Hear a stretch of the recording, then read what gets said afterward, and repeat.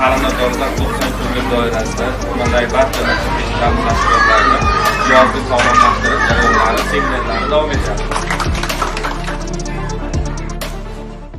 Hurmatli Prezidentimizning maktabgacha ta'lim tizimiga qaratilgan e'tiborlari tufayli iyun oyidan buyog'iga dolzarb 90 kunlik dasturi doirasida maktabgacha ta'lim tashkilotlarida ilmiy amaliy seminarlar tashkil etilmoqda.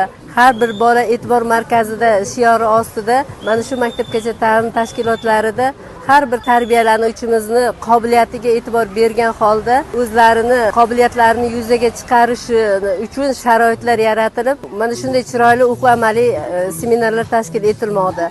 Denov tumanidagi 31-sonli maktabgacha ta'lim tashkilotida ham yoz o'tmoqda soz shiori ostida o'quv amaliy seminarlar tashkil etilmoqda. Maktabgacha ta'lim tashkilotlarida mana shunday o'quv amaliy seminarlarning tashkil etilishi har bir maktabgacha ta'lim tashkilotida tashkil etilayotgan o'zgacha maktabgacha ta'lim tashkilotlari tizimi xodimlarining bolalarga bo'lgan e'tibori, bolalarga berayotgan ta'limlari natijasida mana bugungi bog'chamizda ham sport o'yinlariga juda katta e'tibor qaratilganligi, tashrif buyurayotgan maktabgacha ta'lim tashkiloti direktorlari, metodistlarining bir-birlari bilan fikr almashishlari, mana shu tashkil etilayotgan didaktik o'yinlar, ta'limiy o'yinlarni tahlil qilishlari bolajonlarimizning yozni quvnoq o'tkazishlariga juda katta yordam beryapti. Bunday o'quv amaliy seminarlar bundan keyingi o'quv yili davomida ham amalga oshiriladi.